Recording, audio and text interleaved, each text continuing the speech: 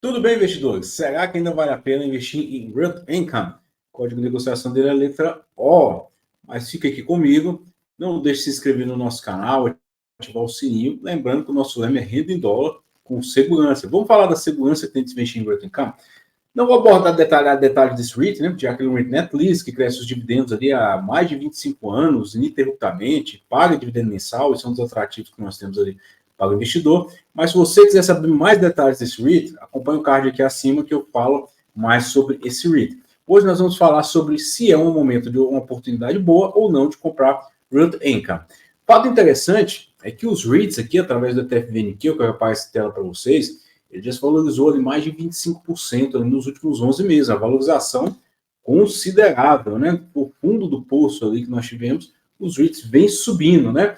E essa alta que os REITs têm, será que já passou o momento? Será que ainda está na hora de comprar REIT? Vamos entender isso aqui? Além dessa valorização de 25%, que eu estou falando só de cotação, a gente precisa incluir dividendos, né? Afinal de contas, uma parte do retorno que nós temos ao se investir em REIT são os dividendos que eles pagam para nós. Quando nós observamos o VNQ, ele já retornou para o investidor nos últimos 11 meses quase 30%, né? Retorno muito bom. Mas esse retorno ele se deve em parte à correlação que os REITs têm com o título comum, ele não faz realmente esse cálculo de risco ali da sua carteira. A gente tem que analisar que quando nós investimos em um ativo, nós temos que analisar o risco que ele tem. Ativos que têm maior risco, nós esperamos maior retorno. Ativos com menor risco, menor retorno. Isso é a básica, né? É a lei de Newton aqui dos investimentos. Mas quando nós falamos aqui desses ativos, no caso de REITs, todos os ativos em geral, a comparação que nós fazemos são com os títulos do Tesouro Americano. Afinal de contas, é o título livre de risco, né? Se o Tesouro Americano não pagar e quebrar, é porque toda a economia já foi para o buraco, né? Não tem mais nada. É um deserto, né, viu, a economia. Então, quando nós falamos aqui, nós temos o yield do Tesouro Americano de 10 anos, que é um título de renda fixa ali. E nós vemos que o yield dele oscila. E conforme ele oscila aqui em laranja, nós observamos que o VNQ em roxo também oscila. E os dois oscilam em sentidos opostos. Quando o yield do Tesouro Americano desce, o VNQ sobe. Quando o Tesouro Americano sobe, o VNQ desce. Os dois caminhos em sentido oposto. Isso é o que nós chamamos de correlação negativa. E nós temos correlação negativa em diversos ativos. O mais comum do investidor observar isso é quando você entra em qualquer site e vê lá o dólar subiu, geralmente a Ibovespa desce, né? Quando o Ibovespa sobe, o dólar desce. Esse gráfico mostra isso. O dólar, ali, a cotação do dólar em laranja, e o EWZ, que é o Ibovespa dolarizado, em roxo.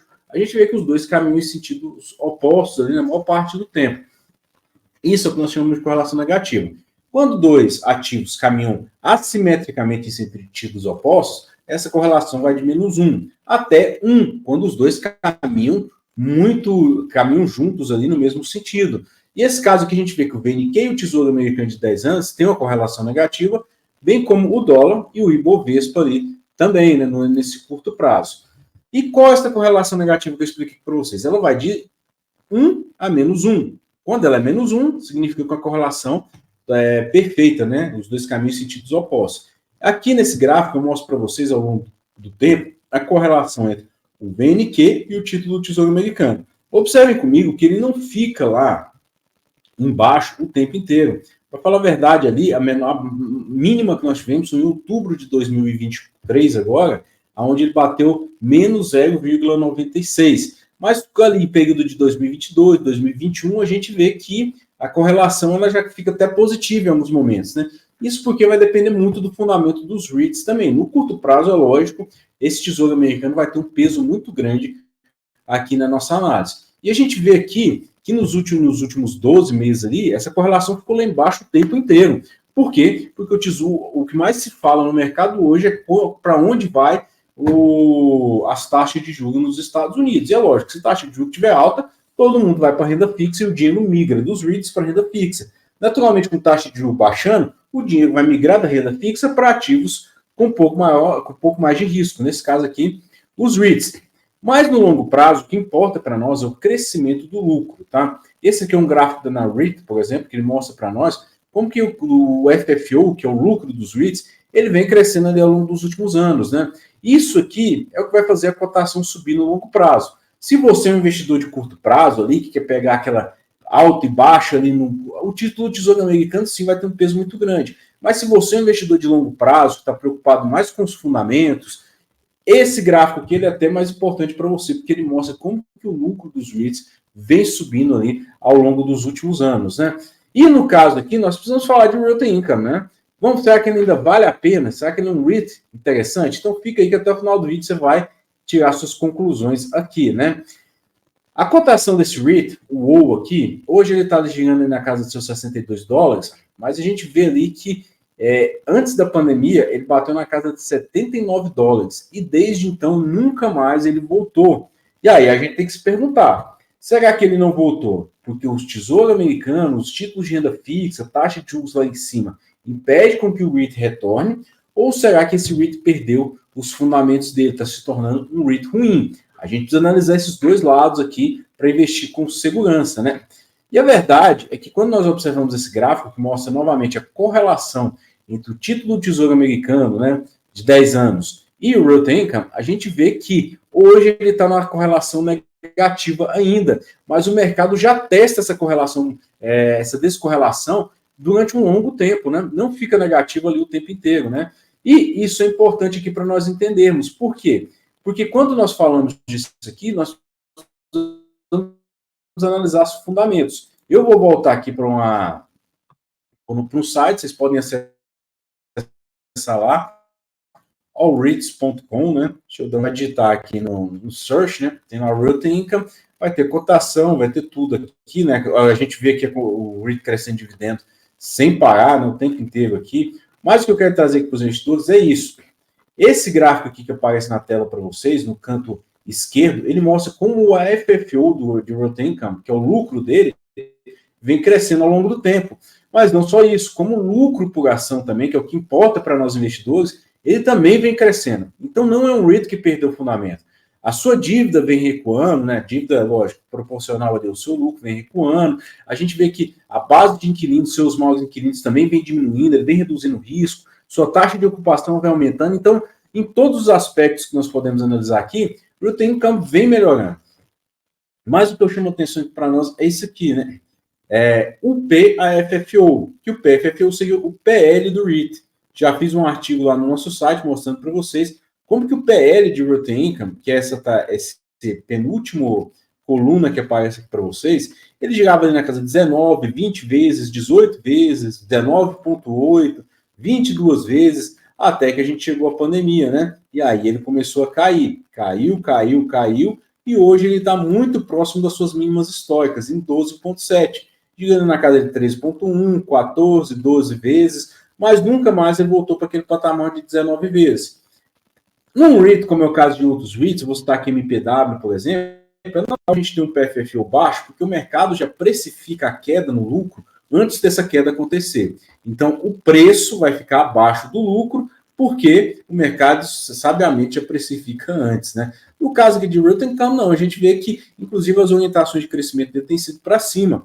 Então, o REIT ele vem crescendo, ele tem fundamentos, mas o que aconteceu nos últimos tempos é que a sua cotação não acompanhou o crescimento do seu AFFO. E aí, é lógico, o mercado acaba pesando a mão, porque a correlação dele acaba sendo muito mais próxima dos títulos do Tesouro Americano de 10 anos. Mas se você acompanha o jornal, já deve ter percebido que esses títulos eles estão...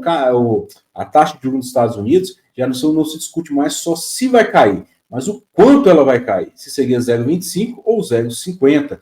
Então a gente sabe que a taxa de juros nos Estados Unidos vai começar a cair, e é lógico, esses REITs vão começar a se valorizar. Esse PFFO de 12 vezes, ele não vai ficar mais aqui em 12 vezes, ele vai chegar na casa de 15, 16, às vezes até 17 vezes ali. E é lógico, para o PFFO subir no curto prazo, é porque o preço subiu também, né? E nem todo REIT vai ter essa correlação tão próxima, para vocês entenderem. No caso aqui de Equinix, a gente vê que a correlação negativa dele existe também, mas ela, na média, ela é superior à de Realty Income. Isso porque é um REIT que tem uma taxa de crescimento superior ao de OU. A gente está falando de um REIT focado aqui no setor de data center. Como a taxa de crescimento dele é muito robusta, ele acaba tendo uma descorrelação maior aqui com esse título do Tesouro de 10 anos. E o que importa aqui para nós também, né? A gente vê aqui, né? Eu coloquei aqui a correlação do Tesouro Americano de 10 anos, o Realty Income de 3 anos, né? E a gente vê aqui o Dividend Yield, Por que eu quis colocar esse gráfico aqui para os investidores? Né? Vou até tirar meu rosto aqui da tela, porque a gente observa que o Realty Income, ele sempre foi um REIT que antes da pandemia de 2020, ele nunca teve um yield muito alto. O yield dele chegava na casa de 3,5% a 4%. Então lembra comigo que para o preço subir, quando o preço sobe, o yield desce. São duas métricas que caminham ali em sentidos opostos. Nesse caso aqui, a gente vê que naquele curto prazo ali durante a pandemia, o yield desse REIT subiu muito. Chegou ali na casa de 7%.